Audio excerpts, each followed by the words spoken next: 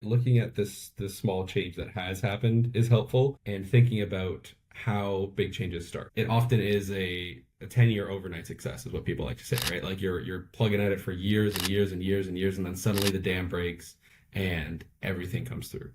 We started this for the environmental impact, and so sometimes just looking at our stats and being like, hey, we've reduced this much waste and this much greenhouse gases since we started, or in the last year or whatever. I know people say follow your passion. Figure out what you're good at first, and then figure out how those skills can contribute to your passion and your interest in what you care about. So Circulr is a reusable packaging company.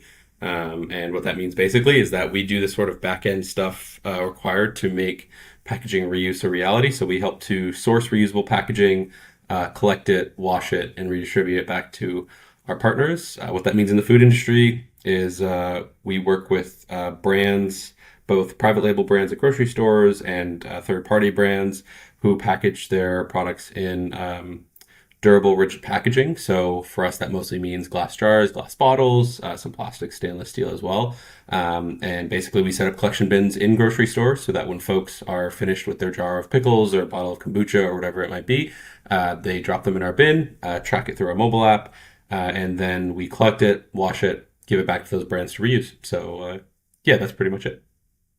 I know you say pretty much that's it, but I know that there's like so much more to it. And what I really love about it is that it's for like the food processing companies, because one of the things we see is more, actually at my university, we have the blue ones. I don't remember what the company is. And it's that same, Friendlier, yeah. yeah, you got it. So, but that's for restaurant, and that's really all that I've Mhm. seen. But for it to be for grocery stores, that's pretty cool. So, why don't you walk us through a little bit more about like some of the brands that you work with, and just like, I guess I'm trying to let's walk through a little bit more from the consumer side and the business side, like how this process works a little bit more.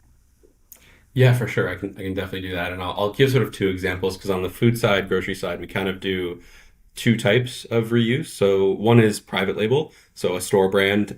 So I'll use the example of the Stone Store in Guelph. We're big fans of them. We've been working with them pretty much since we started. They were one of our first customers. And basically, if you walk into the Stone Store, if you live in Guelph, you can go in and you'll see a selection of products that are packaged in glass jars with the Stone Store label on them. They're all sort of standard. It's a 750 and a 350 jar, and they have oils, butters, like nut butters, and a few other different products packaged in these glass jars. And basically, you just pick one up, take it to the cash like you normally would. They will charge you, I think it's a $1 or $2 deposit on that jar, and then take it home, enjoy the product inside, and then you would bring it back to the Stone Store empty, and they would give you back that deposit, or you could just take it off your next purchase, kind of thing. So that's your kind of standard private label. We call it kind of milk bottle deposit, similar to how that system works. Most people are familiar with, those square glass milk bottles. Those are still pretty popular. The sort of other part that we do is the third party brand reuse, and for that, we work with companies like Filsinger's Organic, Alchemy Pickle Company, a bunch of others. I think we have something like 20 plus brands on right now. And basically that's a little bit more complicated because they're sold everywhere. And we work with a lot of the stores that they work with, but not necessarily all of them. So if you go into a store that Circulr works with that sells those products, basically how it works is there'll be a little sticker on the jar or a little message on the label that says, hey, this is a Circulr product. You can return it to any Circulr collection site and get your deposit through the Circulr mobile app. So same thing, you buy it. You don't pay a deposit on those ones. You just pay the normal cost, and the deposit is kind of worked into the existing cost. And then when you're done with that jar, you just search up on Circulr's website or in our app where a collection site is that's close to you, and you can drop off that jar at one of our collection sites. In the app, you just press a button that says, "Hey, I'm dropping off, a jar of Filsinger's applesauce and a Alchemy Pickle Company kombucha bottle, putting them in the Fiesta Farms bin in Toronto, and then those deposits, so the rewards, since they're not a deposit, you don't pay them up front, they're a reward. You get your 10 or 20 cent reward for each of those right onto your app, and then you can pull that out whenever you want. I mean, it sounds like what the beer store does, like in Ontario. Like, I mean, that's a pretty actively well used, and people don't even think twice about it. But yet, it's very well received. So it kind of feels a little bit like that. Yeah, yeah, it definitely is. We use the beer store analogy to explain Okay. a lot in Ontario. It's funny when we try to explain to people outside of Ontario who are less familiar with that system. But yeah, the beer store has, and it's really a great system for pointing out the successes of reuse and the elements that you need for reuse. The most successful reuse element at the beer store is the industry standard bottle. So three of the largest brewers in Ontario all share a standard bottle that they bottle, your Budweiser and your Coors Light in, basically, a few others, and those are all centralized. They're the same bottle. They come in the same two fours, and it's all returned to the beer store. Everyone's familiar with it, like you said. It all goes to the same washing facilities, and they're just reused endlessly. And I think the return rate on those is something like 98% on average. And they get these numbers aren't like um, super not super accurate, but like they're not 100% known, but there's something like 17 uses per bottle of those beer bottles, or 19, I can't remember, but they don't really track it. They just know that they get a lot of uses out of them. I mean, that now that you mention it, I didn't put two and two together. The bottles are the same because that was one of the questions I was going to ask. Because one of the things in food that people pay a lot of attention to is to differentiate themselves through, different product sizes, different jar types, different like all these different ways Mhm. to differentiate. But it's shown success that like a beer can still differentiate itself just through its label. Yeah, there is a ton of differentiation on packaging nowadays. And I mean, it's frustrating for us. How we actually started out was we had no idea of the food space. We were new to it when we started the company. So for the first year, we just put our bins in some stores and we said, give us any jar back. Like give us any jar, we'll figure out something to do with it. And most of them, unfortunately, we couldn't end up reusing because there's so much basically, I don't, inconsequential variation, I would say. Like there's like a slight taper on the shoulders, or a slightly taller and narrower jar, but they're all about the same size for the same products, right? Like pickle jars are all going to be the same size pickle jar, and pasta sauce jars are all going to be about the same size pasta sauce jar. So it's really these like cosmetic differences, and it makes it super difficult to reuse them, to get the quantity needed to reuse. And yeah, like you said, I don't think it makes a huge difference for consumers if they like a brand, if they like a product. I think they care less about if the bottle has a funky shape to it or something like that. I think it's very difficult to make the argument for packaging differentiation when it comes down to we need to use a special jar or bottle differentiate our product. You've grown the brand already to be able to work with multiple different stores, work with different products, and I think that in itself is like a really big feat. And congratulations for being able to do that. But I think it'd be really cool to kind of walk us through how it got to where we are now, because to my understanding, you started the company with your co-founder in when you were in university, and I think like a lot of students would really be interested in hearing those little steps to where you are today. So would you be able to kind of walk us through that if possible? Yeah, yeah, for sure. Yeah, we didn't start in university. My co-founder and I sort of knew each other in university. We were in the same circles. We were taking the same degree at Laurier, and both were in entrepreneurship circles. We just kind of knew each other tangentially, though, like not really, close friends or anything. And we both worked on different startups in university, all social enterprise related, some food related, and yeah, we actually ended up connecting at a incubator called Next 36, the year that we graduated. So Next 36 is like a incubator for young entrepreneurs. It's supposed to be like the next 36 young entrepreneurs in Canada or something like that. But great program, and my co-founder Charles was working on sort of an early iteration of Circulr that was more focused on like meal kits and grocery deliveries. And we came together, and the model was kind of already moving in the direction that Circulr is now. And when I came on, we kind of fully embraced it, of this sort of third party reuse system. And so for the first year, we were pretty much just working on paper. We had some small pilots working Stone Store, as I mentioned, being one of them. But the first year we were just kind of figuring out the model, seeing how it would work and where the need was. And then in the second year, sort of as we were exiting Next 36, we added a bunch of brands, added a bunch of stores, and we really just found stores and brands that already had elements of sustainability and circularity that really aligned with what we were doing. And it was difficult. Like we definitely didn't get as many as we wanted to, but the ones who were on board really, really loved it and they really committed to it. And most of those brands that we got early on are still with us. And yeah, so we started out just doing the collection and washing of packaging ourselves. And at the beginning, we did everything ourselves. We collected from the stores ourselves.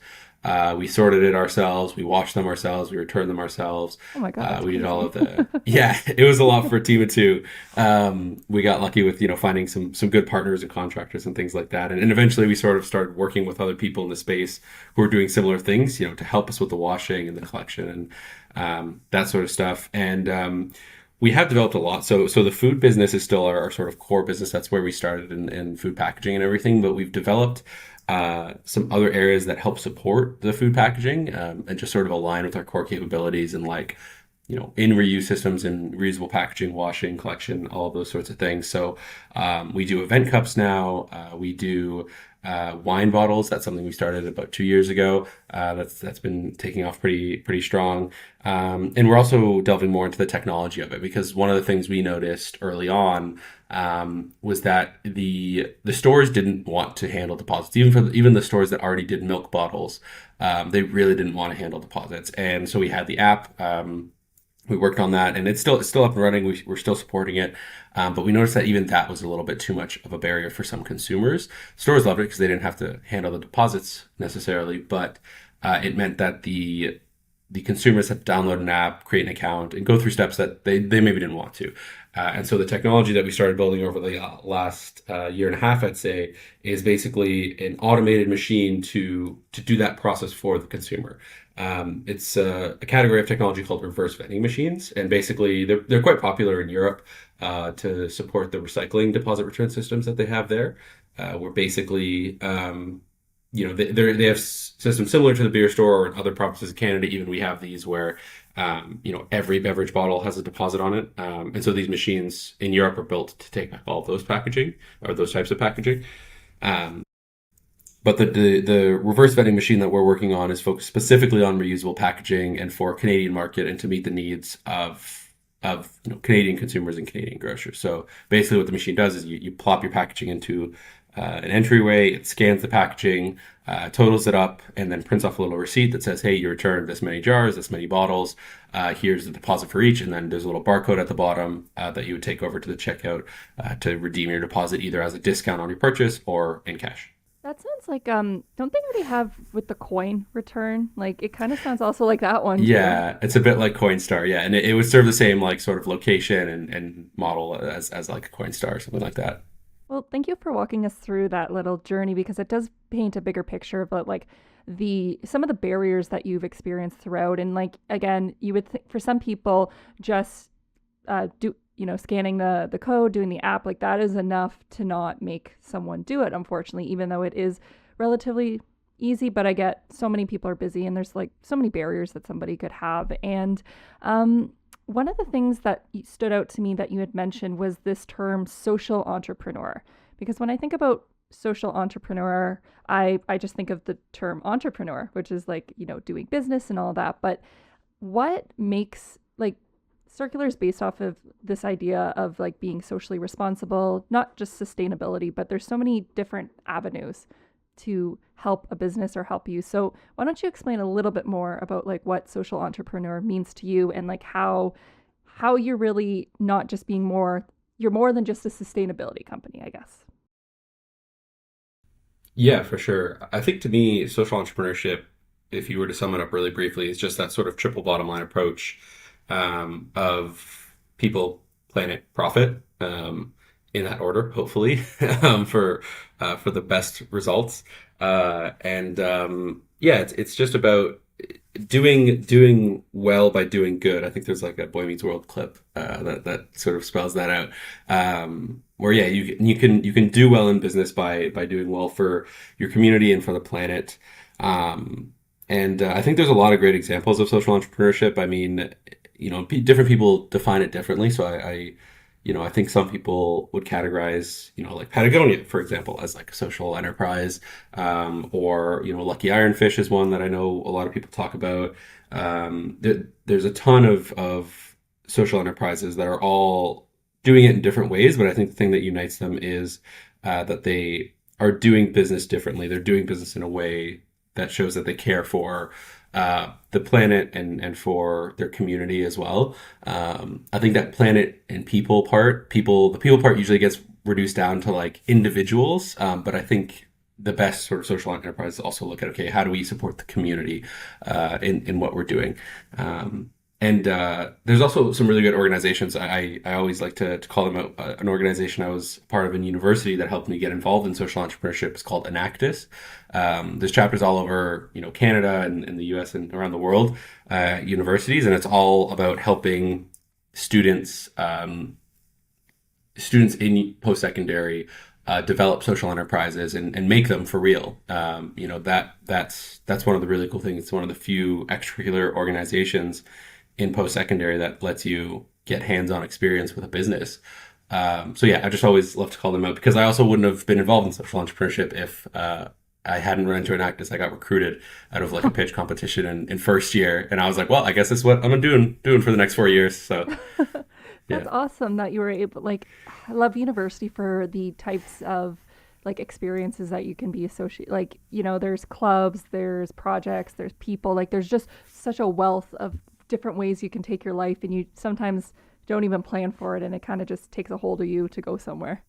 Yeah, exactly. Yeah, and even if it doesn't, even if I have a lot of friends who are in those groups in Enactus and stuff that they didn't keep going in social entrepreneurship for tons of reasons, but they still bring that attitude to jobs in consulting, accounting, insurance, whatever it is. They still have that care and that mindset of like, okay, what could we be doing a little bit better, kind of thing.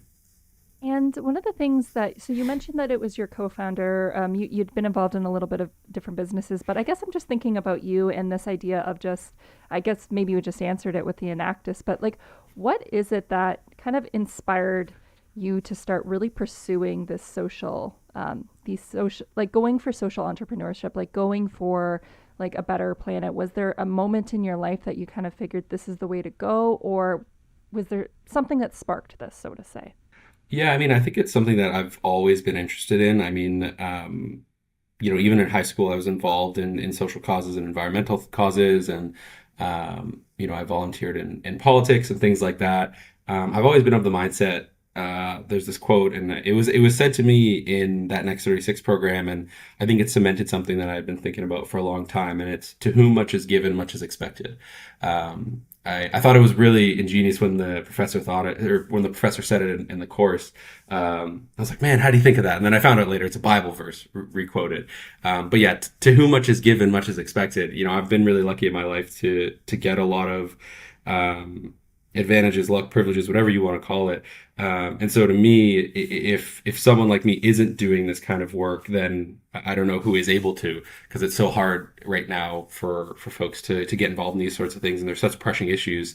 So if you're able to be a part of it, I think you have almost an obligation to, and that kind of takes the romance out of it. But that's sort of how it is for me. And I think social entrepreneurship specifically, I kind of got to because I was involved in other things. I was involved in nonprofits, and I volunteered on some political campaigns, and I really had this feeling that things needed to change, and there was a lot of work to do, but a lot of things move really slow, and everything is a struggle. Nothing's easy in social change, but I found that government is slow, NGOs are underfunded.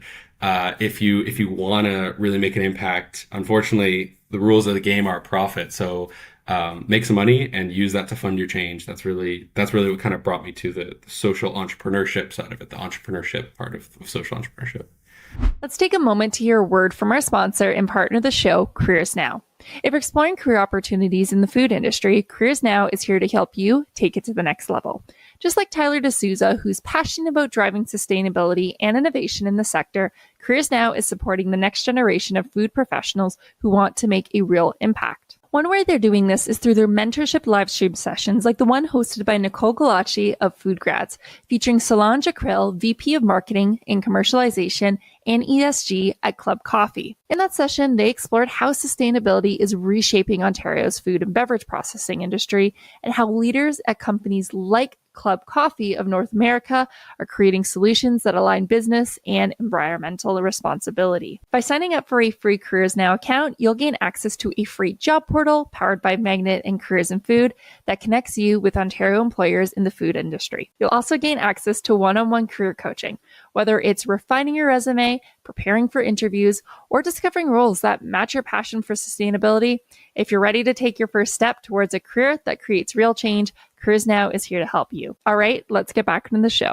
You know, there's different walks of life and how to get to where you are. And you might not necessarily like start off as like a 5-year-old being like, I'm going to start a reusable beverage or reusable packaging company.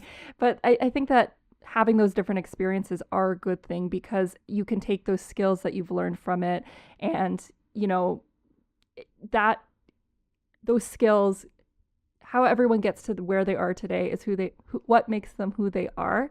And by having those experiences, it can, you know, you have experience, you know, working with the government now that you've seen the different facets. And maybe if you hadn't been so set on doing this one mission, you might have not built up those skills that would have helped you doing that. Exactly. Yeah. You just got to roll with the punches. And if those take you to NGO, politics, whatever, more power to you. I don't have the patience. I think a lot of people do well in those environments, but I'm too Gen Z brain rot. No attention span to deal with that. Gotcha. So with that being said, so one of the things as well is that you mentioned profit, and like you said, unfortunately, that is one of the aspects that does make the world go round, and like what businesses do succeed. You can't have a non-profitable business for the most part, but for your consumers or for your businesses that you work with, I would assume Circulr's going around, like this program is of benefit to them as well from the profit side. For sure. Yeah. I think in the early days, you kind of have to sell on the idea of it is sustainable. It's a market advantage. You can market that you're a more sustainable company and you're improving your metrics for waste and GHG and all these things. At the beginning, there is that case of sustainability. But as reuse scales, it becomes competitive with single use, especially as it scales in step with the customer. So for example, we worked with a lot of small customers out of the gate, and within a few months of working with them, as we refined our system, we were less expensive than them going to a packaging supplier, right?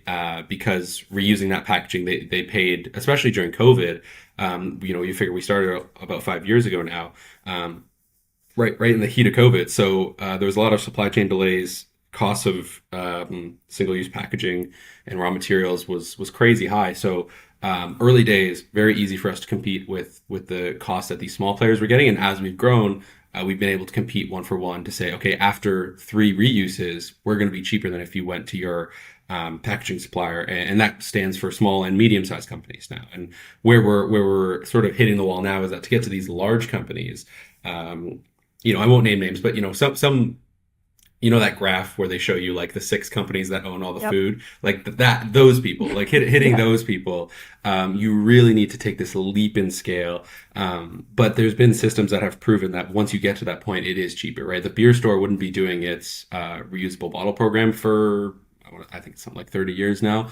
I think more than that. I think the ISB has been around for less time, but they've been doing this for decades, right? They wouldn't have been doing that for as long as they have if it wasn't profitable, right? And there's systems springing up everywhere. There's Coke bottles, in Mexico and in southern Texas. There's reuse programs, thriving everywhere at scale, and none of those companies would be doing it if it wasn't profitable. It's just a matter of getting to that step here in Ontario, here in Canada, and here in North America more broadly. They're really rare here in North America, but there's a lot of folks working towards it, and the more folks that are, the faster we get to that scale and the faster we can be competitive on the economic piece, for sure.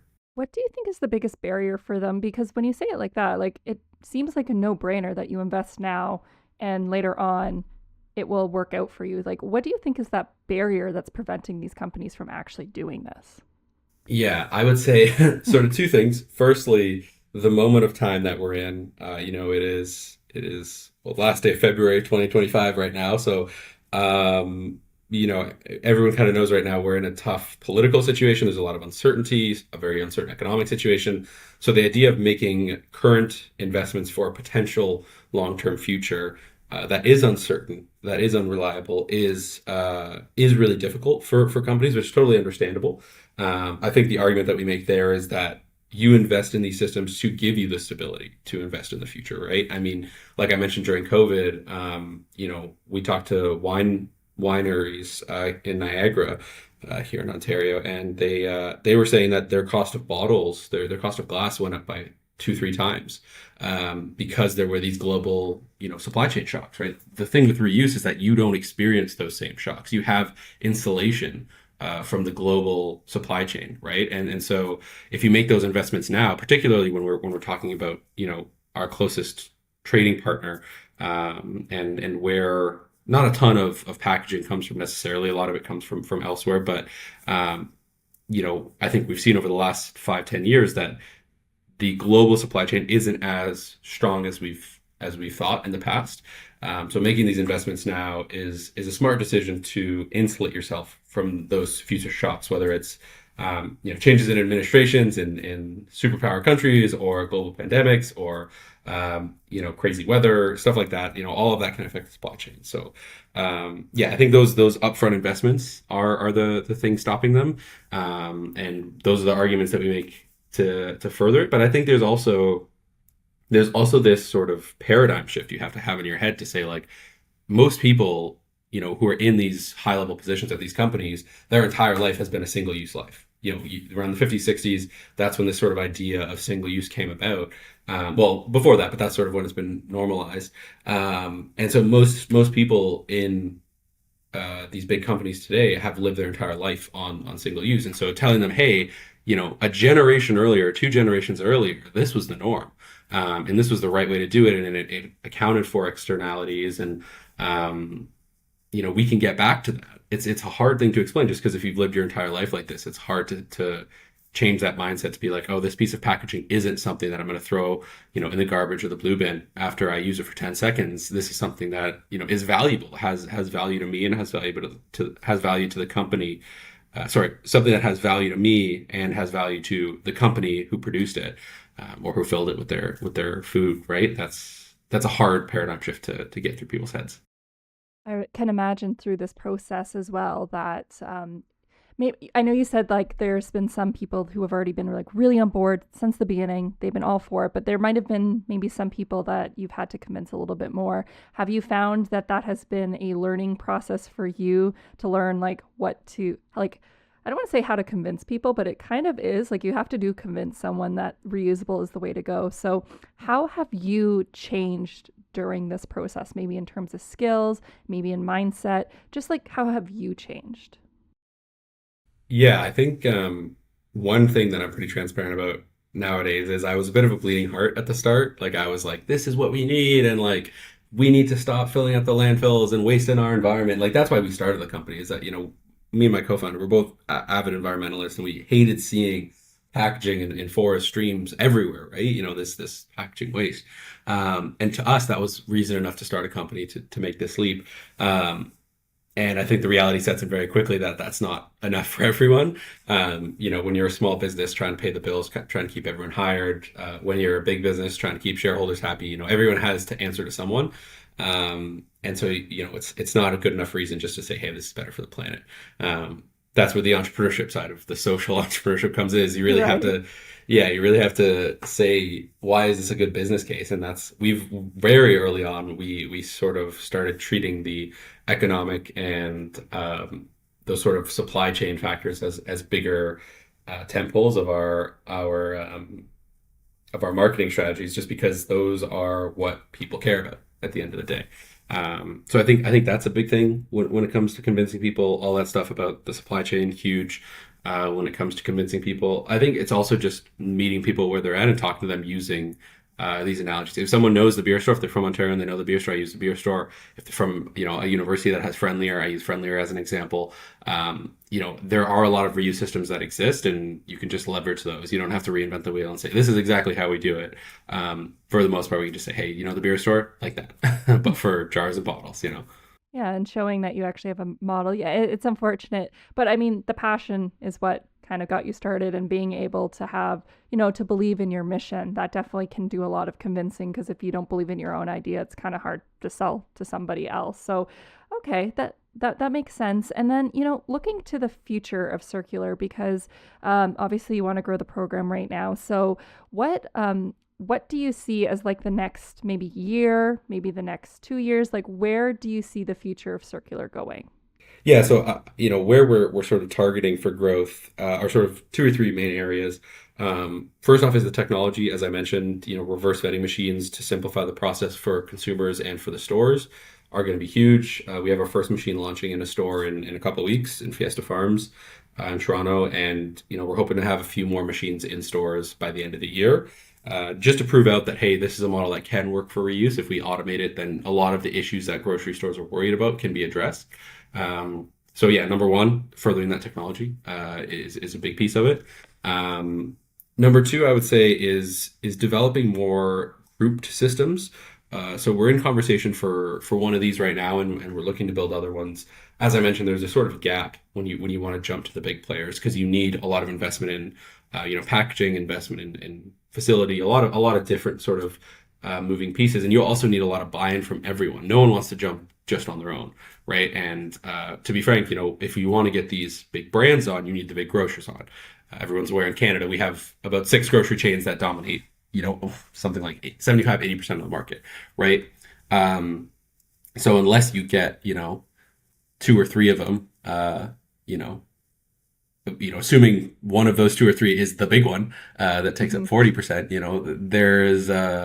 there's no way that those big brands are going to want to get on board, right? You need everyone to jump at the same time. So basically, what our sort of next stage is all about is getting all these brands and grocers in a room and say, okay, can you all sign on to this program launching whatever in 6 months and a year, and can we all agree that this is going to run for this long, and we're going to hit these metrics, and we're going to eventually deploy this everywhere, right? Because that's the goal that we want to get to. But like I said, no one wants to jump on their own. So it's really about getting everyone involved at once. And a cool pilot case we're working on for that, or sort of an interesting sort of microcosm of that, is we're working on a standard wine bottle reuse system. Because we have that industry standard beer bottle, there's a very clear mold to follow on that side. And so that's something we've been developing for the last few years, and something that I think has a lot of potential to move quickly. Because again, there is already a proven model, there is already a proven system for collection.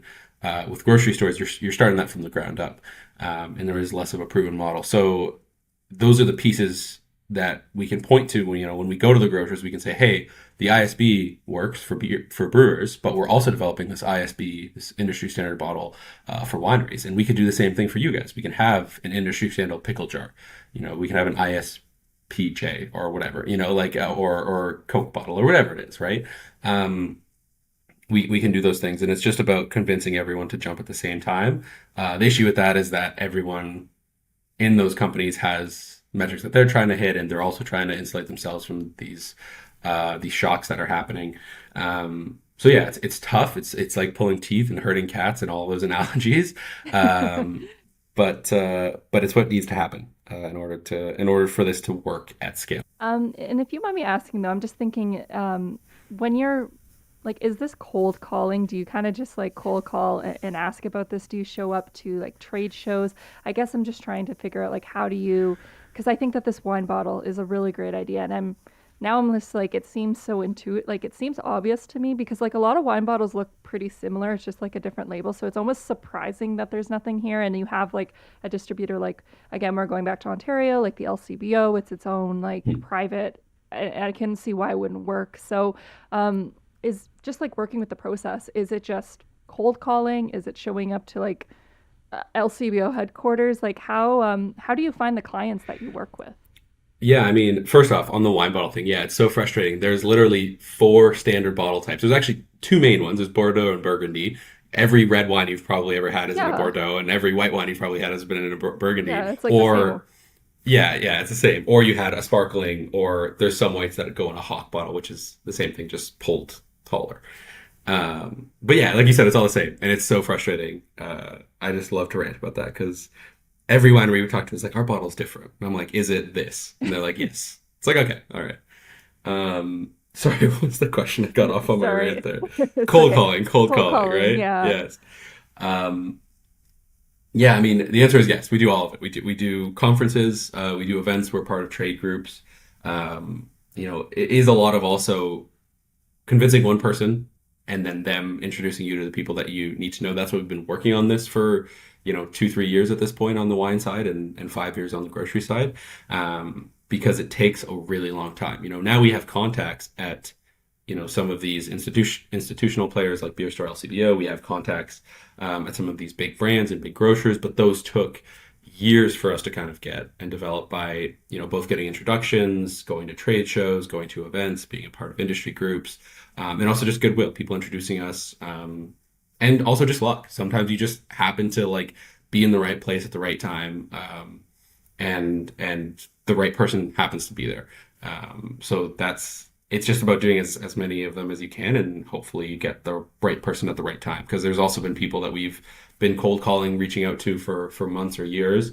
Don't hear back from them. Something changed in the landscape, and suddenly they love talking to us, right? So it's That makes just sense. about being there.